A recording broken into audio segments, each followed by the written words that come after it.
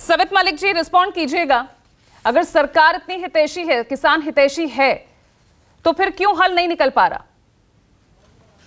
पूजा जी, सरकार वादे करती है लेकिन उनको पूरा नहीं करती है। अगर सरकार गंभीर होती तो 13 महीने के आंदोलन के बाद इनको कम से कम 26 महीने हो गए, ये प्लान कर लेते और सारी डिस्कस कर लेते, और जो इन्होंने एमएसपी कमेटी को बनाई थी उसकी बैठ के होकर कुछ ना कुछ निश्चित हो जाता।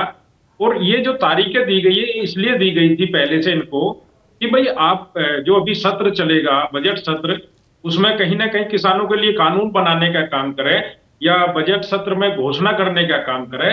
लेकिन सरकार की मंशा नहीं है, क्योंकि सरकार उद्योगपतियों के लिए तो 14 लाख करोड़ का लोन माफ कर सकती है, लेकिन किसान के लिए उसके पास जो वो मुफ्त में अनाज बांटते हैं वो खरीदने के लिए भी पैसा देने के लिए उपयुक्त नहीं बन पा रहा है। एक तरफ ये कहते हैं कि देश विश्व गुरु हो रहा है, हम कहते हैं देश को विश्व गुरु होना चाहिए, मजबूत होना चाहिए देश, लेकिन दूसरी तरफ खुद ही कहते हैं 2 सेकंड बाद हम 80 करोड़ लोगों को मुफ्त अनाज बांट रहे हैं। यानी कि भारत की वो स्थिति है कि मुफ्त में अनाज देना पड़ रहा है, खाने के लाले पड़े हुए हैं।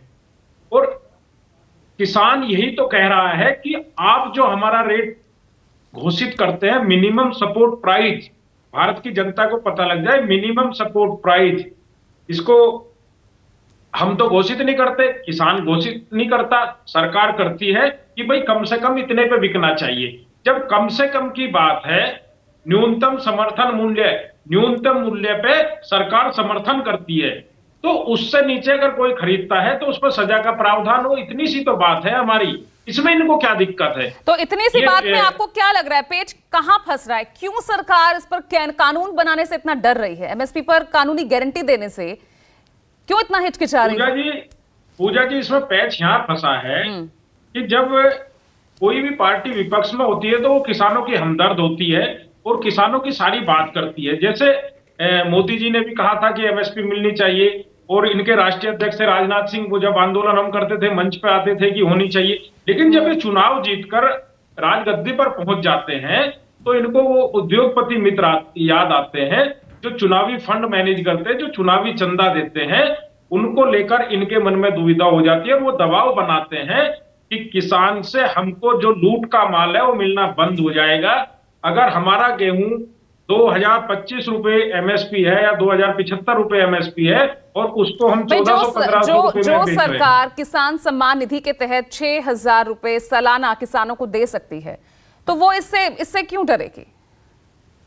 पूजा जी, 6,000 रुपए जो दे रही है, और हमारा कितना बड़ा नुकसान हो रहा है कि हमको फसल का वाजिब दाम ही नहीं मिल रहा। आपने देखा यूरिया की बोरी जो 50 किलो की आती थी, 399 रुपए कुछ पैसे की थी, उसमें से पहले 5 किलो यूरिया चोरी कर लिया, फिर आपने 5 किलो फिर कर लिया, 10 किलो कम कर दिया, 50 किलो की बोरी रेट हुई है 40 पे आ गई।